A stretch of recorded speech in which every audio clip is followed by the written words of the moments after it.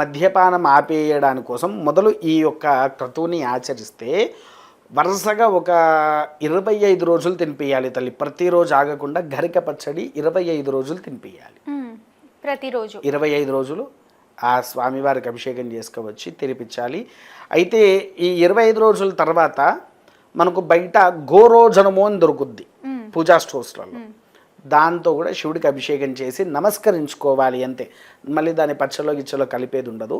అది కేవలం దాంతో అభిషేకం చేసి అందులో అభిషేకం చేసిన నీళ్లు ఉంటాయి కదా, కొద్దిగా గ్లాసులో పట్టుకొని వచ్చి మీ భర్త స్నానం చేసే ముందు ఆ నీళ్లు దాంట్లో కలిపేసేసి ఆయన స్నానం చేయమంటే ఇక ఆయన ఒంట్లో ఉండేటువంటి మధువ్యాధికాలు ఏదైతే ఉన్నాయో, అంటే ఈ లిక్కర్ అలవాట్లు ఉండేటి వారికి అది ఇంకా తగ్గిపోయి భర్తకు అనుకూలంగా ఉంటారు.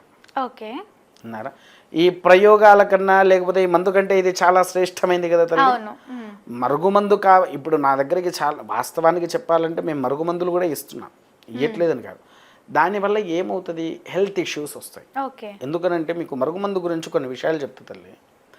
మరుగుమందు అనేటువంటిది ఎప్పుడైతే మనం స్వీకరిస్తామో ఆ మరుగుమందు కడుపులో ఒక భాగంలో అలా ముద్ద ఉండిపోద్ది. అది రాను రాను పెరుగుతూ ఉంటుంది. పెరిగేసి పొట్ట మీద ఆకుపచ్చగా నరాలు తేలేసి పొట్ట పగిలి మరణిస్తాడు.